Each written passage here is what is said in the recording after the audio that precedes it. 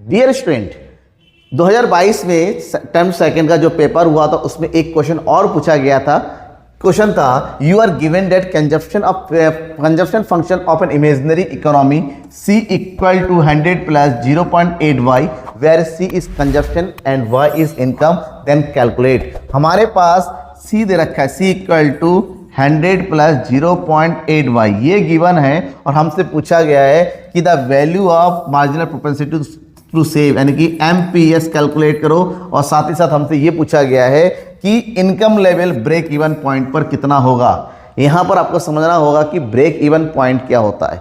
Break even point एक ऐसा point होता है जहां पर जितना कंज्यूम किया जाता है इनकम के बराबर होता है, यानी कि इनकम और कंजप्शन जिस लेवल पर बराबर हो जाता है। कहने का मतलब अगर आपने 100 रुपये कमाया तो 100 रुपये खर्च कर देते हैं तो इस पॉइंट को ब्रेक इवन पॉइंट कहते हैं। तो वहां पर आपका इनकम लेवल क्या होगा। चलिए खैर, हमारे पास दो बातें हैं, दो चीज पूछा गया, एक MPC और एक वाई। तो सबसे पहले MPS निकालना पड़ेगा। तो ये वाला फार्मूले में जब हम देखेंगे तो यहाँ पर वाई के साथ जो पॉइंट में दे रखा होता है ना, इसको हमेशा क्या बोलते हैं, MPC बोलते हैं। दैट इज हमें गिवन है MPC इक्वल टू 0.8 और हमें पूछा गया है MPS।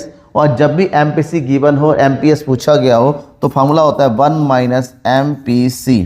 तो यहाँ पर हमारा आंसर आ गया MPS equal to 1 minus 0.8 equal to 0.2। ये हमारा आंसर हो गया पहला। लेकिन यहीं पर हमारे पास दूसरा, पहला आ गया, दूसरा पूछा गया है ब्रेक इवन पॉइंट पर हमारा इनकम कितना होगा। भाई ब्रेक इवन पॉइंट होता है C equal to Y, that is C equal to Y, right. हमारे पास C दे रखा है कितना, 100 plus 0.8y equal to Y.